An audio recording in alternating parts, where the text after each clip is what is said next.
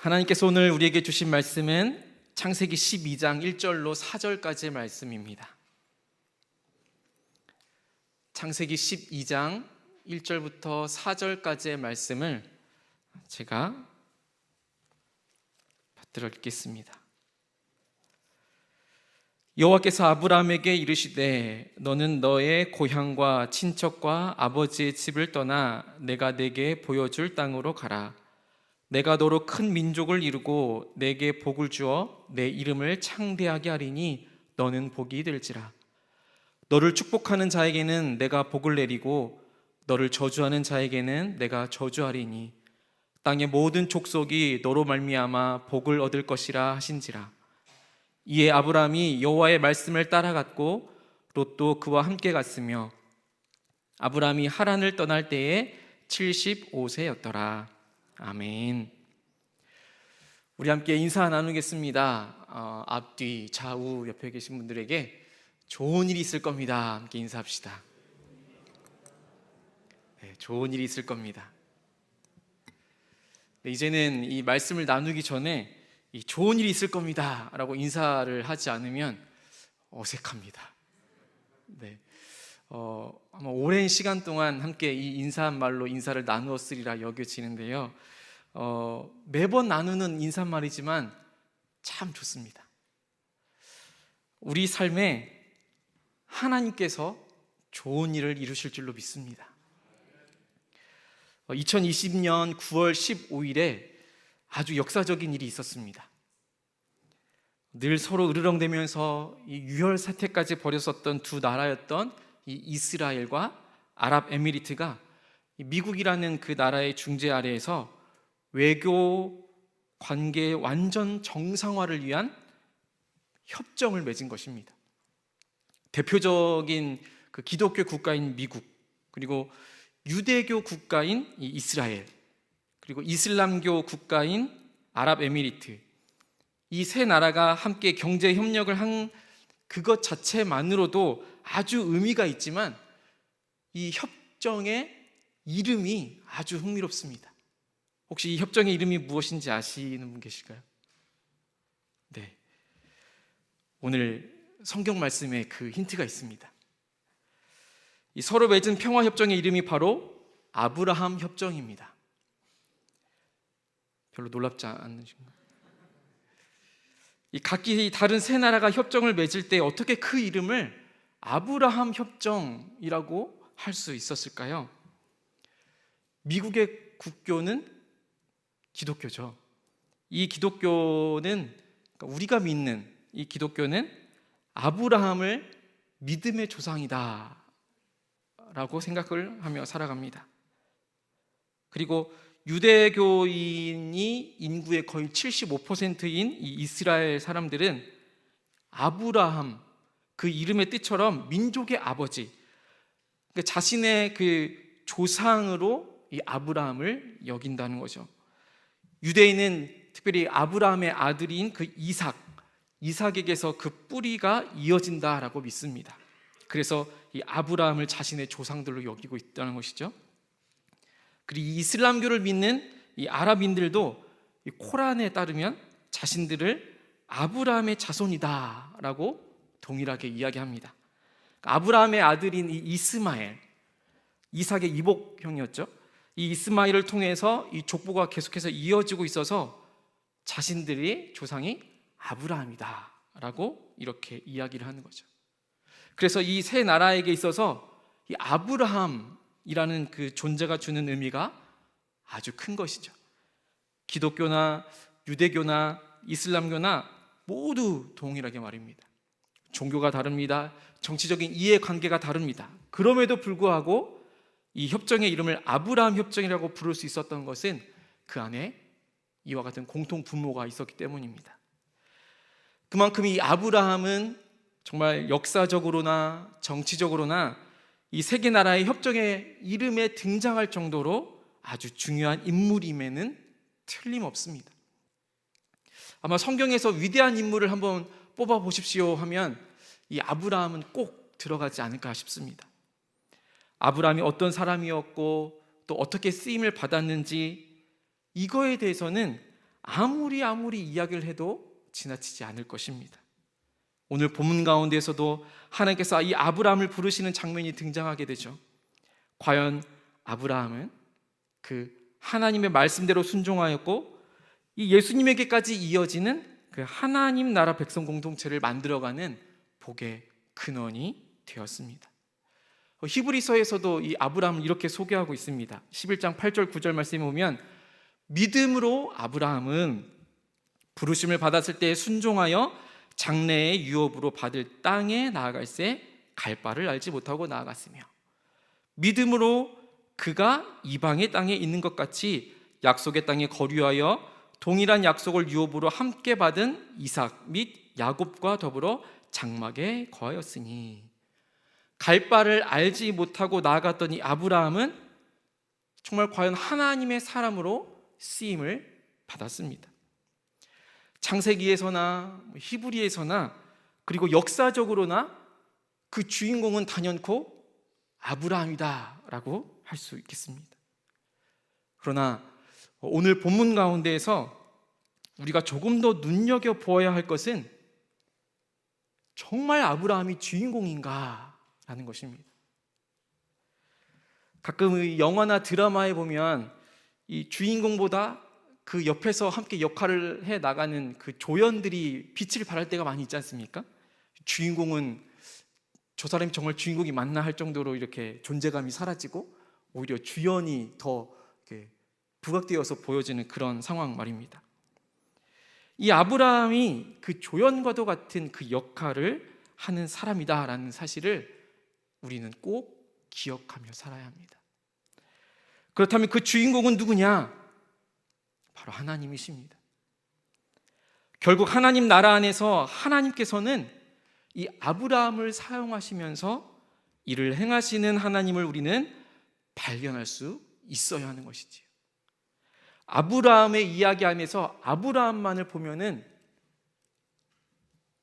아브라함의 이야기 안에만 우리의 마음이 갇혀지게 되는 것이지요.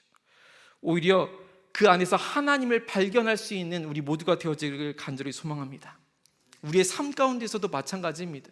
우리의 삶 가운데서 보여지는 많은 일들을 통하여서 그 일들만 보게 되면 이것이 사람의 일인지 이게 어떠한 일인지 구별하지 못할 때가 많지만 이것이 정말 하나님께서 하시는 일이구나, 이것이 하나님께서 함께 하시는 일이구나라는 것을 우리가 스스로 깨달을 때에 그것이 정말 놀라운 하나님의 이름을 하나님께서 역사하고 계시다라는 사실을 우리가 깨달을 수 있다라는 것입니다. 아브라함이 어떤 사람인가가 아니라 아브라함이 어떻게 해서 쓰임을 받을 수 있었느냐가 아니라 우리도 아브라함과 같은 이러한 삶을 살자, 이런 깨달음이 아니라 이 본문 가운데에서 나타나는 하나님은 과연 어떠한 분이신가, 그것에 초점을 맞춰보길 원합니다. 과연 하나님께서는 어떤 하나님이신지, 이 아브라함의 삶을 통해서 어떻게 일하시는지, 그리고 하나님께서는 우리 삶을 통해서 어떻게 일하시기를 원하시는지 그것을 알아가기 원합니다. 이미 많이 알려졌었지만 최근 들어서 갑작스럽게 이렇게 부각되는 이야기가 있습니다. 기독교 복음 선교회 JMS 다 들어보셨죠? 이것에 대해서 파헤친 다큐가 이렇게 다시금 상영이 되면서 정말 엄청나게 큰 사회적인 파장을 불러일으키고 있습니다. 이 JMS 총재인 정명석 씨, 본인 스스로를 메시아라고 합니다. 사람들에게 내가 메시아다, 내가 주님이다, 이렇게 세뇌를 시킵니다. 그래서 아예 그 사람들도 그 정명석 씨가 주님이라고 알고 있어요. 메시아로 알고 있습니다. 그래서 메시아다, 주님이다라고 이야기를 하게끔 하면서 정말 온갖 악행을 일삼는 그 행각이 이번 다큐에서 더 적나라하게 드러나게 됐습니다. 이 JMS를 우리 30년 동안 추적해 왔었던 이 반단체인 엑소더스 대표 이 김도영 교수님이 JMS 간부들이 이 정 총재, 이 교주에게 잘 보이기 위해서 의도적으로 정명석 개인의 이 사리 사욕을 채워주기 위해서 이 사람을 제물로 바쳤다라고 이렇게 폭로를 했습니다. 정명석이라는 사람이 도대체 뭐라고, 이 한 개인이 도대체 뭐라고 그 사람에게 잘 보이려고 정말 멀쩡한 사람들을 제물로 바쳤더랬습니다.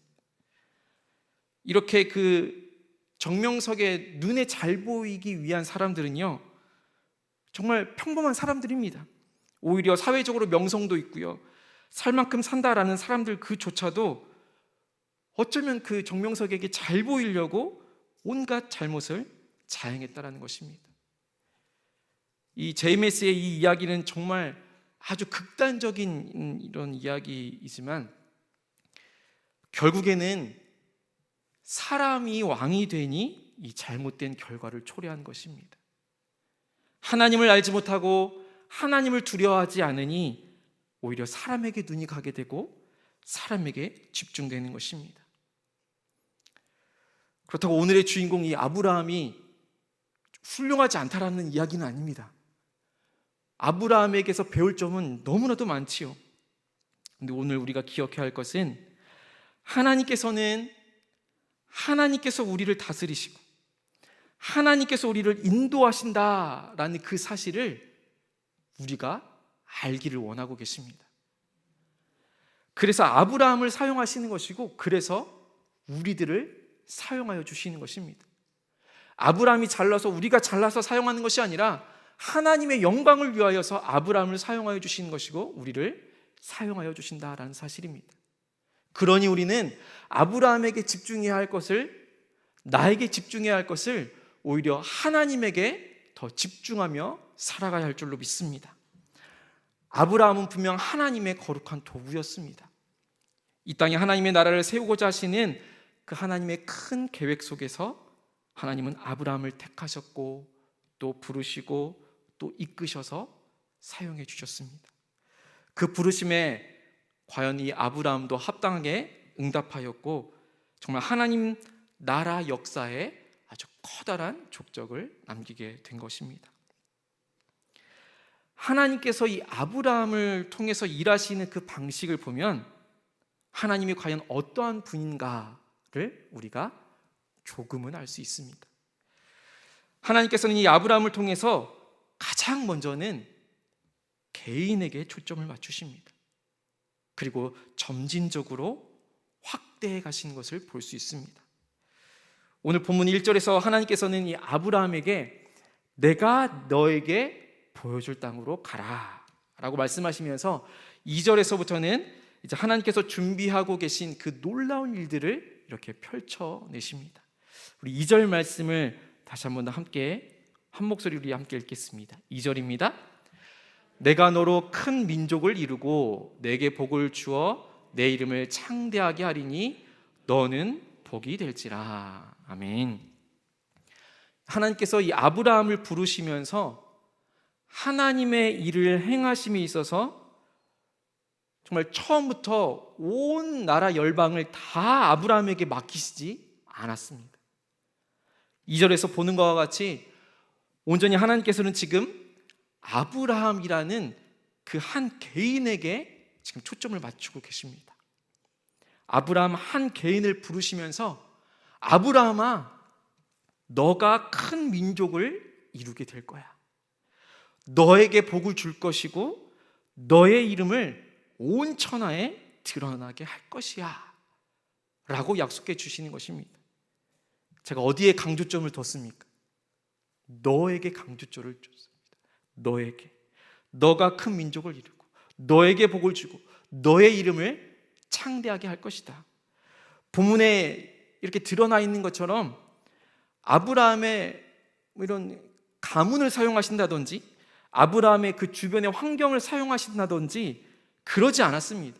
오히려 그런 것들로부터는 하나님께서 어떻게 하라고 말씀하셨습니까? 떠나라 라고 말씀하십니다. 너는 너의 고향과 친척과 아버지의 집을 떠나 내가 내게 보여줄 땅으로 가라 라고 말씀하지 않으셨습니까? 하나님께서 아브라함이라는 그 한 사람이 중요하지 주변의 친인척, 집안 이런 거 전혀 중요하지 않았습니다. 나라는 그 한 사람, 그 자체가 중요했던 것이죠. 오히려 하나님은 우선적으로 이 아브라함과 1대1의 관계를 친밀한 관계 가운데로 나아가도록 지금 초청하고 계신 것입니다. 하나님과 인격적인 관계를 맺는 그런 사이를 하나님께서는 원하셨던 것입니다. 예수님께서도 마찬가지셨습니다. 그 어느 누구도 거들떠보지 않았던 그 수가성의 한 여인을 직접 만나 주셨습니다. 모두가 다 돌로 내려치려 할 때에 그 한 여인을 용서해 주신 것처럼 직접 만나 주시고 더 친밀한 관계 가운데로 나아가기를 예수님께서도 원하셨습니다. 이사야 41장 8절 말씀에 보면 나의 종도 이스라엘아 내가 택한 야곱아, 그리고 난 다음에 이 아브라함을 일컬어서 이렇게 이야기합니다. 나의 벗 아브라함, 나의 벗 아브라함의 자손아 라고까지 하나님께서 이야기해 주십니다. 그러니까 아브라함을 친구로 여겨주신 것입니다. 그만큼 하나님과 더욱더 가깝게 친밀하게 교제하기를 원하셨다라는 것이지요. 하나님께서는 이처럼 우리 각자 한 사람 한 사람을 만나기를 원하시는 분이십니다. 그것이 무엇 때문이 아니라, 무언가를 원해서 그러는 것이 아니라 그저 나이기 때문에, 그저 보배롭고 존귀한 하나님의 백성이기 때문에 그렇게 하기를 원하시는 것입니다. 예수님께서도 우리를 일컬어서 친구라고 말씀하시지 않으십니까? 요한복음 15장 14절 말씀해 보면 너희는 내가 너희에게 명한 대로 행하면 곧 나의 친구다 라고 말씀해 주십니다. 우리 모두가 다 하나님과 친밀한 관계 가운데 친구로까지 부름을 받을 수 있는 그런 관계 가운데로 나아갈 수 있게 되기를 간절히 소망합니다. 아브라함 한 사람을 부르신 하나님께서 오늘 동일하게 우리 한 사람 한 사람을 지금 부르고 계십니다. 나와 직접적으로 만나기를 원하고 계십니다. 나를 만나기를 원하시는 그 하나님을 매일 숨결처럼 만남의 기쁨을 누릴 수 있는 우리 모두가 되기를 간절히 소망합니다. 그리고는 하나님께서 이 아브라함과 1대1의 그 관계를 통해서 이제 그 주변으로 그 시선을, 그 지경을 넓혀가는 것을 볼 수 있습니다. 그러니까 정확히는 하나님께서 아브라함의 지경을 넓혀가시는 것이죠. 3절 상반절 말씀만 함께 읽겠습니다. 3절 함께 읽겠습니다. 너를 축복하는 자에게는 내가 복을 내리고 너를 저주하는 자에게는 내가 저주하리니. 여기까지. 하나님께서는 가장 먼저 아브라함을 부르시면서 너라고 칭해 주시면서 1대1의 관계를, 친구와의 관계를, 아주 친밀한 관계를 맺기를 원하셨죠.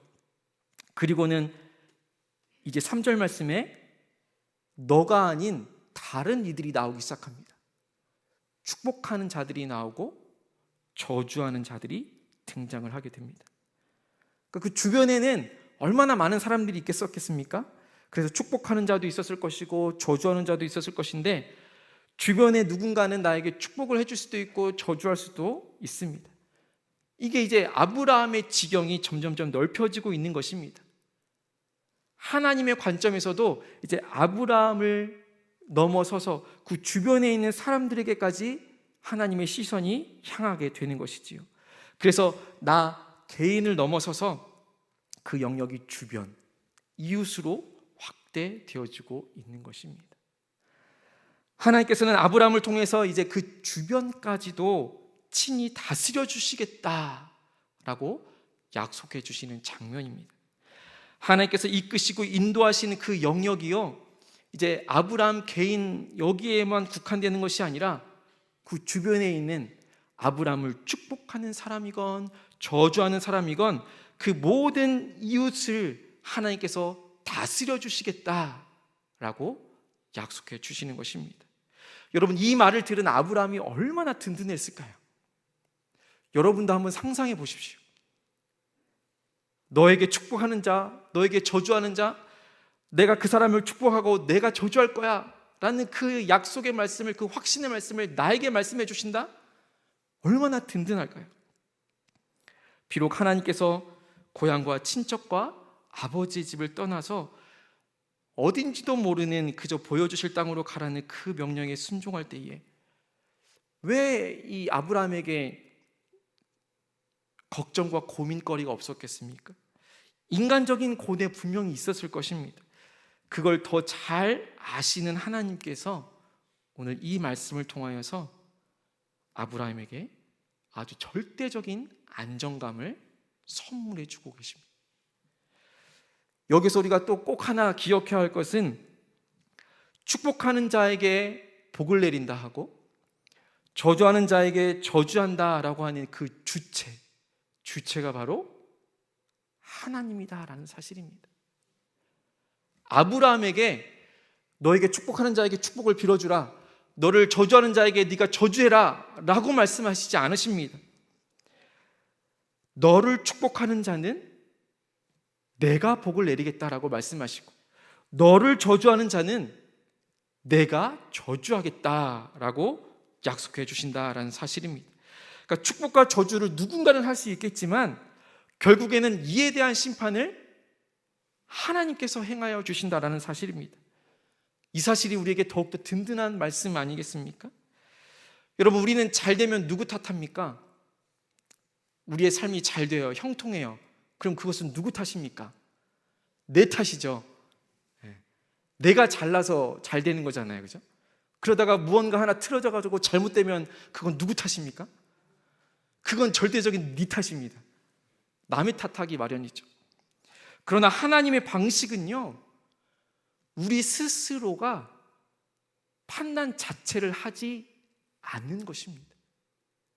네 탓, 내 탓, 그것조차도 따지지 않는다라는 것이죠. 왜냐면요, 그 판단한 것조차도 하나님의 몫이기 때문입니다. 나를 축복하는 사람에게 축복을 내리시는 분도 하나님이시고요, 나에게 저주하는 사람에게 저주를 내리시는 분도 하나님이라는 사실을 우리는 꼭 기억해야 합니다. 그렇기 때문에 내가 판단할 일이 없습니다.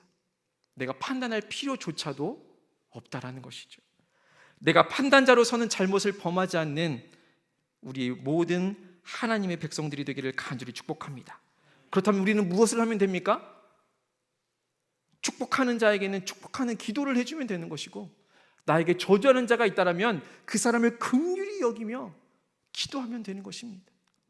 그 사람에 대해서 판단할 이유가 전혀 없다라는 것이지요. 하나님께서는요, 지금 아브라함이라는 나 개인을 넘어서서 인도해 주시는 그 삶의 지경을 이제 주변으로 확대해 주신 상황입니다. 그리고 그 개인, 주변 이웃을 넘어서서는 이제는 하나님의 시선이 어디로 향하게 되는 것입니까?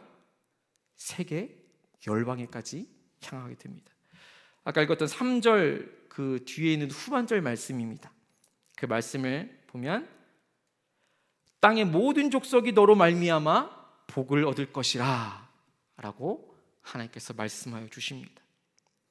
땅의 모든 족속이 너로 말미암아 복을 얻을 것이라. 처음에는 아브라함이라는 그 한 사람 개인으로 시작된 것이 이제 이웃을 넘어서서 이제는 땅의 모든 족속으로 정말 완전히 그 지형이 넓혀지는 것을 우리가 확인할 수 있습니다. 그리고 그 땅의 모든 족속이 결국에는 처음에 하나님께서 약속하여 주셨던 그 아브라함, 너로 인하여서 열매가 맺혀진다라는 사실을 확실하게 말씀해 주고 계십니다. 여러분, 이 결국에는 이 아브라함의 그 혈통을 따라서 이 땅 가운데 메시아 예수 그리스도가 오시지 않았습니까? 그래서 누구든지 예수 그리스도 안에서 아브라함이 후손된 자들은 구원의 복을 얻을 것임을 이 땅의 모든 족속이 너로 말미암아 복을 얻을 것이다 라는 곳에 약속되어져 있는 것입니다. 한 개인을 통해서 온 세계 열방 구원의 계획을 가지신 하나님, 여러분 참 멋지지 않으십니까? 이런 하나님이 우리가 믿고 있고 우리가 알고 있는 그 하나님이십니다. 그 하나님을 찬양합니다. 하나님께서 아브라함을 인도하셨던 것처럼 하나님께서는 오늘날 동일하게 우리의 삶을 인도하여 주신 줄로 믿습니다. 오늘 본문 가운데서 나타나는 하나님은 어떤 하나님이신가에 대한 그 답이 바로 이것입니다. 하나님께서는 분명 우리의 삶을 인도하여 주시는 분이신 줄로 믿습니다. 그 인도하는 과정 가운데에서 가장 먼저 나를 만나기를 원하십니다. 그리고 나를 통하여서 내 이웃을 변화시키시고 또 나를 통하여서 세계 열방이 하나님의 주권 아래 놓이게 되기를 원하고 바라고 계신 줄로 믿습니다. 여러분, 우리의 삶도 마찬가지입니다. 우리는요, 그냥 잠깐 하나님께서 맡기신 그 사명을 감당하기 위해서 이 땅에 사는 것입니다. 각기 다 그 쓰임이 다를 뿐 하나님의 도구로 쓰임받는 것은 다 동일합니다. 아브라함은 갈 바를 알지 못하고 나아갔던 것처럼 때로는 우리도 그 앞길이 보이지는 않지만 하나님께서 인도하여 주실 것이다 라는 그 믿음으로 나아가는 것입니다. 하나님께서는 우리의 모든 삶의 자리에서 하나님을 발견하며 살아가기를 원하고 계십니다. 우리에게 도저히 빠져나오지 못할 것 같은 그런 막막함이나 어려운 현실의 벽이 있다라고 느껴지십니까? 여러분, 주로 기도 언제 하십니까? 기쁨이 충만하고 은혜가 충만하고 내 삶에 아무런 걱정거리가 없을 때 여러분 기도가 절로 나오십니까? 오히려 막막할 때, 도저히 무언가를 어떻게 할 수가 없을 때에 우리가 기도하지 않습니까? 그런 자리에서라도 우리가 기도하며 살아갈 수 있기를 간절히 소망합니다. 어떠한 그 어려움이 우리 삶 가운데 있을지라도 그 난관과 그 어려움은요, 하나님께서 인도하여 주신다라는 그 믿음 안에서는 앞이 꽉 막힌 저 출구가 없는 깊은 동굴과 같지 않습니다. 동굴은 안이 막혀 있습니다. 그러나 우리의 삶은 터널과도 같은 것입니다. 오히려 출구가 분명히 있습니다. 그 터널의 길이가 긴 사람이 있고 어떤 사람은 짧은 사람이 있지 결국에는 그곳에서 다 빠져나올 수 있다라는 것입니다. 그 때가 분명히 있다라는 것이지요. 하나님께서 그렇게 우리의 삶을 인도하여 주시는 줄로 믿습니다. 이런 게 믿음 아니겠습니까? 그 긴 터널을, 짧은 터널을 저기 끝에 보이는 그 출구까지 하나님께서 인도해 주실 것이다 라는 그 믿음을 가지고 나아가는 것, 우리에게 필요한 삶인 줄로 믿습니다. 하나님께서는 우리의 삶을 인도하여 주시는 분이십니다. 하나님께서는 우리의 삶을 인도하여 주시는 분이십니다. 우리 삶의 주인공은 누구입니까? 내가 아니라 바로 하나님이십니다. 하나님께서 이끄시고 인도하여 주십니다. 우리는 그 하나님을 믿고 따르며 의지하며 살아가면 되는 것입니다. 히브리서 11장, 그러니까 아브라함이 나오는 그 믿음장, 거기서 8절부터 9절까지만 읽었는데 그 10절 말씀에 보면 이렇게 기록되어 있습니다.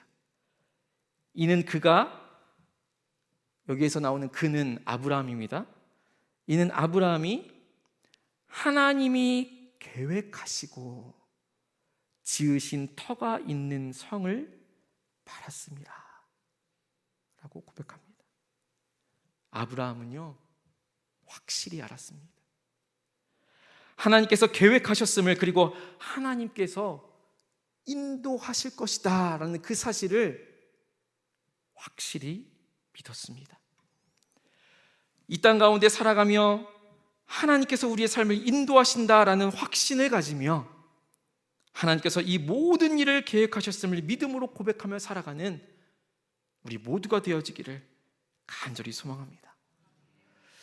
우리 함께 이 찬양으로 오늘 함께 나눈 이 말씀을 우리가 결단하며 또 믿음으로 고백하며 나가길 원합니다. 찬송가 324장인데요.